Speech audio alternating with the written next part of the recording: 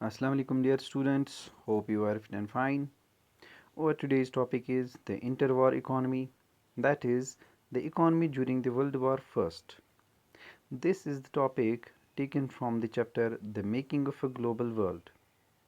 The First World War was mainly fought in Europe, but its impact was felt around the world. The First World War was fought between two power blocs. On the one side were the Allied powers, that is, Great Britain, France, Russia, and later it was joined by the US. And on the other side, there were Central Powers, that is, Germany, Austria, Hungary, Ottoman Turkey. It was believed that the war will come to an end within a short period of time, but it continued for 4 years. The war included the world's leading industrial nations, and it is believed that it was the first modern industrial war. It saw the use of machine guns, tanks, aircraft, chemical weapons, etc., on a massive scale. These were all increasingly products of modern large scale industry. To fight the war, millions of soldiers had to be recruited from the world, and the war also saw the large scale of death and destruction.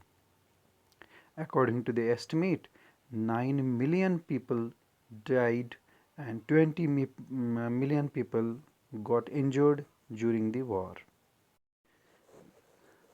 So dear students, जो world war first था ये start हो गया अगस्त 1914 में और continue रहा 4 साल तक, यानी 1918 तक। इस बीच में जो इसका इम्पैक्ट था ये न सिर्फ यूरोप में नज़र आया बल्कि पूरे वर्ल्ड में नज़र आया। जहाँ एक तरफ बड़े बड़े इंडस्ट्रियल नेशंस थे, वहीं दूसरी तरफ जो बैकवर्ड कंट्रीज़ थी वहाँ पे भी इसका इम्पैक्ट क्लियर नज़र आया। तो जो वार के दौरान इंडस्ट्रीज़ थी वो ज़्यादातर बंद हो गई। अब इंडस्ट्रीज़ क्यों बंद हो गई? क्योंकि वार के दौरान आर्मी की बहुत ज़्यादा ज़रूरत थी। तो जो पीजेंट्स थे, लेबरर्स थे, वर्कर्स थे, उनको फोर्सबली आर्मी में रिक्रूट किया गया। तो नतीजा क्या हुआ? जो मास प्रोड्यूसिंग इंडस्ट्रीज़ थी, यानी जो पब्लिक के लिए प्रोड्यूस करती हैं, जो लोगों के लिए चीज़ें बनाती है, वो बंद होने लगी। फिर कौन सी इंडस्ट्रीज़ इस वार के दौरान चलती रही या डेवलप हो गई? तो वो थी वार टाइम इंडस्ट्रीज़। जी बिल्कुल, वही इंडस्ट्रीज़ जो वार के लिए प्रोड्यूस करती हैं। जैसे आर्मी के लिए यूनिफॉर्म्स की ज़रूरत है, वेपन्स की ज़रूरत है, शू की ज़रूरत होती है, या नेट्स की ज़रूरत होती है, या बैग्स की ज़रूरत होती है। तो इस वार के दौरान यही इंडस्ट्रीज़ डेवलप हो गई। बाकी जो इंडस्ट्रीज़ थी वो लगभग लगभग बंद हो गई।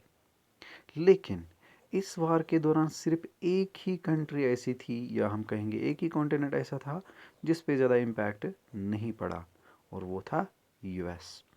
क्योंकि यूएस में एक भी गोली नहीं चली ड्यूरिंग वर्ल्ड वॉर फर्स्ट।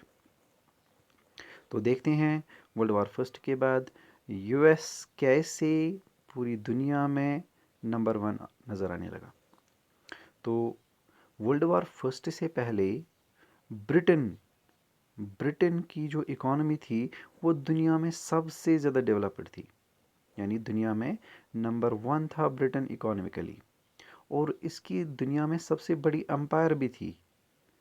तो वर्ल्ड वार फर्स्ट के एंड होने के बाद ये ट्रेंड ही चेंज हो गया। अब देखते हैं कैसे। वर्ल्ड वार फर्स्ट के दौरान ब्रिटेन की ज़्यादातर इंडस्ट्रीज़ बंद हो गई, क्योंकि जो वर्कर्स, लेबरर्स या बाकी कल्टिवेटर्स या पीजेंट्स थे उनको ज़बरदस्ती आर्मी में लिया गया। नतीजा क्या हुआ? जो लेबर फोर्स था वो नहीं मिला, तो इंडस्ट्रीज़ बंद हो गई। दूसरा, वार के दौरान जो भी प्रोड्यूस किया गया मास इंडस्ट्री से, मास प्रोड्यूसिंग इंडस्ट्री से, वो कोई ख़रीदने वाला नहीं था, क्योंकि इकोनॉमिक डिस्ट्रेस हो गया, सारा पैसा वार पे खर्च हो गया। तो लोगों ने ज़्यादातर ख़रीदना ही बंद कर दिया। अब वो वही चीज़ें खरीदते थे जो उनको ज़िंदा रख सकें वार के दौरान। दूसरी जो चेंज नज़र आई वो थी फैमिली में। देखिए, वार से पहले ज़्यादातर जो मैन होते थे, मर्द होते थे, वो बाहर काम पे जाते थे और जो औरतें थी वो घर में काम करती थी। अब चूंकि वार के दौरान सारे मर्द जंग में ज्वाइन करने लगे, आर्मी ज्वाइन करने लगे, तो जो वीमेन थी उनके कंधों पे जिम्मेदारी आ गई और वो घर से बाहर काम करने के लिए निकले। तो जो इकोनॉमिक ट्रेंड है इसमें अब वीमेन की जो पार्टिसिपेशन है वो क्लियरली नज़र आने लगी। यहीं पे वार के दौरान जो ब्रिटेन था उसने बहुत सारे लोन्स यूएस के बैंक से और यूएस की पब्लिक से लिए। अब इस तरह से कर्जदार बन गया यूएस का। वार के लिए पैसा चाहिए तो वो पैसा इन्होंने यूएस बैंक से लिया, यूएस के लोगों से लिया जिनके पास बहुत सारा पैसा था। तो जैसे ही वार ख़त्म हुआ तो यूएस एक क्रेडिटर नज़र आने लगा, यानी यूएस ने लोन्स दिए तमाम कंट्रीज़ को, क्योंकि इसकी इकॉनमी पे ज़्यादा इम्पैक्ट नहीं पड़ा। जैसे मैंने पहले कहा कि एक भी गोली यूएस में नहीं चली, क्योंकि ये सारा वार यूरोप में हो गया था। तो वार से पहले ये एक कर्जदार था, अब ये वार के बाद कर्जा देने लगा। तो इंटरनेशनल मार्केट में यूएस एक क्रेडिटर की तरह नज़र आने लगा। अब जो यूएस के लोग थे उन्होंने न सिर्फ अपनी कंट्री में बल्कि दूसरी कंट्रीज़ में प्रॉपर्टीज़ खरीद ली, क्योंकि पैसा बहुत ज़्यादा आ गया। तो इस वजह से जो डोमिनेशन थी ब्रिटेन की वो ख़त्म हो गई और यहाँ यूएस एक लीडिंग पावरफुल कंट्री नज़र आने लगी। सो डियर स्टूडेंट्स, अभी तक हम डिस्कस कर रहे थे कि वर्ल्ड वार फर्स्ट के दौरान किस तरह से जो ब्रिटेन की इकॉनमी थी वो डाउन हो गई और इंटरनेशनल मार्केट में एक नई कंट्री इमर्ज हो गई, दैट वाज यूएस। जैसे यूएस के लोगों ने बहुत सारी प्रॉपर्टीज़ खरीद ली दूसरी कंट्रीज़ में। ये सब कैसे हुआ? देखिए, जब वर्ल्ड वार फर्स्ट के दौरान यूएस के बैंकर्स या यूएस के लोग जो रिच लोग थे वो जब पैसा दे रहे थे लोन के तौर पे, तो एक एग्रीमेंट होता था। उस एग्रीमेंट के अंदर लोन लेने वाला वो अपनी प्रॉपर्टी को गिरवी रखता था और कंडीशन होती थी कि जो लोन है अगर आप लोन पे नहीं कर पाए तो प्रॉपर्टी हमारे कब्ज़े में आएगी। तो इस तरह से बहुत सारे लोगों ने या बहुत सारे लोग वो लोन्स पे नहीं कर पाए और उनकी प्रॉपर्टीज़ पे यूएस के बैंकर्स ने, यूएस की पब्लिक जिन्हें लोन्स दिए थे उन पे कब्ज़ा कर लिया। इस तरह से न सिर्फ यूएस में बल्कि दूसरी कंट्रीज़ में भी यूएस की पब्लिक और यूएस के बैंकर्स ने प्रॉपर्टीज़ बनाई। अब जो हमारे पास टॉपिक है वो है post war recovery. Post war recovery है क्या? ये असल में है वर्ल्ड वॉर फर्स्ट ख़त्म होने के बाद किस तरह से इकोनॉमी को रिकवर किया गया, कौन से ट्रेंड्स यूज़ किए गए, कौन सी पॉलिसी यूज़ की गई, तो क्या चेंज आई वर्ल्ड वॉर फर्स्ट के बाद। जैसा कि हमने पहले ही डिस्कस किया कि जो ब्रिटेन था वो वर्ल्ड वॉर फर्स्ट से पहले दुनिया की लीडिंग इकोनॉमी थी, यानी लीडिंग कंट्री थी। उसकी इकोनॉमी सबसे ज़्यादा डेवलप्ड थी, उसकी जो एम्पायर थी वो सबसे बड़ी थी। लेकिन वर्ल्ड वॉर फर्स्ट के दौरान ज़्यादातर जो ब्रिटिश इंडस्ट्रीज़ थी वो बंद हो गई। इस बीच में जापान और इंडिया की इंडस्ट्रीज़ फ्लोरिश हो गई, क्योंकि इन इंडस्ट्रीज़ ने वो चीज़ें प्रोड्यूस की जो बाकी कंट्रीज़ प्रोड्यूस नहीं करी थी। से फॉर एग्ज़ाम्पल कॉटन की डिमांड थी मार्केट में कहीं पे, तो वो इंडिया और जापान प्रोड्यूस कर रहा था। इसी तरह से जो जूट था वो इंडिया एक्सपोर्ट कर रहा था। तो जो आर्मामेंट्स थे वो जापान से आ रहे थे ज़्यादातर। तो इन सब चीज़ों की वजह से जापान और इंडिया इंटरनेशनल मार्केट में आगे बढ़ने लगे। तो वर्ल्ड वार फर्स्ट से पहले जो ब्रिटेन का मार्केट था पूरी दुनिया में वो वर्ल्ड वार फर्स्ट ख़त्म होने के बाद जापान के हाथों में आ गया, यानी अब जापान से ज़्यादातर लोग खरीदने लगे। इसी तरह से जो एक्सपोर्ट लेवल थी इंडिया की वर्ल्ड वार फर्स्ट से पहले वो अब बढ़ दी गई। अब फिर से इनकी छोटी छोटी या छोटी बड़ी इंडस्ट्रीज़ डेवलप हो गई। हिंदुस्तान के बहुत सारे लोग थे जिनने अपना पैसा इन्वेस्ट किया इस वार के दौरान और इंडस्ट्रीज़ को डेवलप किया। तो मतलब ये है कि वार के बाद, वार ख़त्म होने के बाद ब्रिटेन की वो पोजीशन नहीं रही जो इसकी थी इंटरनेशनल मार्केट में। इसी तरह से यूएस की पोजीशन चेंज हो गई। पहले ये लोन लेने वाली कंट्री थी, अब ये लोन देने वाली कंट्री बन गई। ऐसे ही जब वॉर ख़त्म हुआ तो ब्रिटिश को बहुत सारा पैसा देना था उन लोगों को, उन बैंकर्स को जिनसे ब्रिटेन ने लोन्स लिए थे।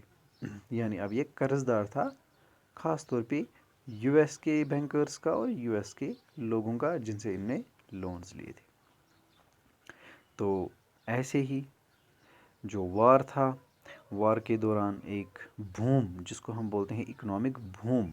ये इकोनॉमिक बूम क्या थी?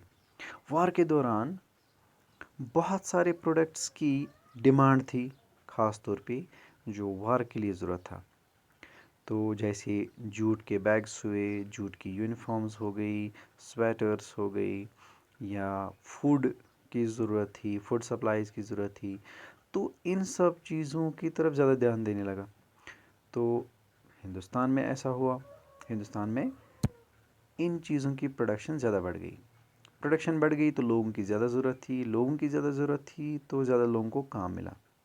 यानी वार के दौरान जो इंडस्ट्रीज़ काम कर रही थी, वहाँ पे एम्प्लॉयमेंट रेट बढ़ गई, वहाँ पे लोगों की तादाद बढ़ गई, वहाँ पे ज़्यादातर लोग काम करने लगे, और काम करने वालों में सबसे ज़्यादा वीमेन थी। लेकिन जैसे ही वार ख़त्म हुआ, इन चीज़ों की ज़रूरत ही ख़त्म हो गई, क्योंकि अब जब वार है ही नहीं तो वार टाइम नहीं, जो प्रोडक्ट्स थे उनकी ज़रूरत ही नहीं है। अब जब वार टाइम प्रोडक्ट्स की ज़रूरत ही नहीं है तो डेफिनेटली जो लोग थे, जो काम कर रहे थे इन इंडस्ट्रीज़ में, उनको बाहर निकाला गया।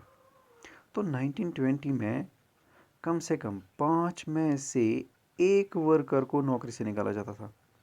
इसका मतलब ये हुआ कि अब अनएम्प्लॉयमेंट रेट बढ़ गई। जहां वार के दौरान आर्मी में बहुत सारे लोगों को एम्प्लॉयमेंट मिली, वहीं वार के बाद उनको भी छोड़ दिया गया। यानी जो लोग ज़ख्मी हो गए वो कुछ काम नहीं कर सकते हैं।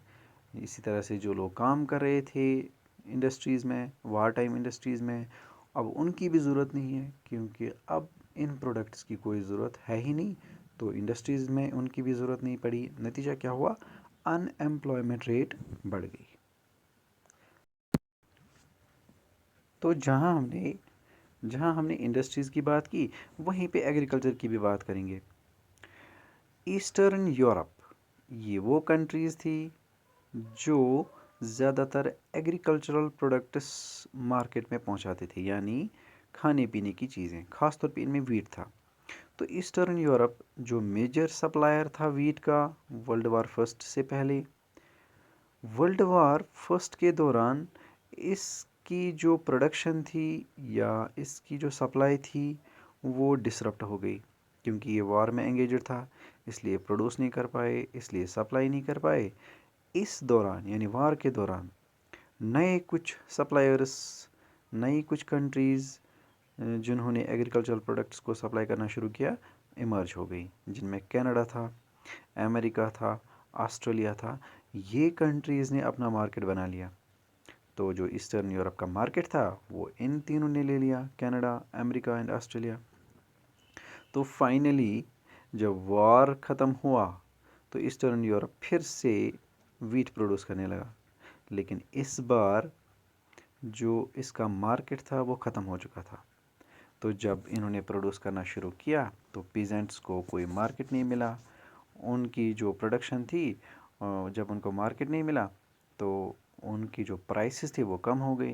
प्राइसेस कम होने की वजह से वो बेचारे खर्चे नहीं उठा पा रहे थे, तो इस तरह से उनको कर्ज़ा लेना पड़ा।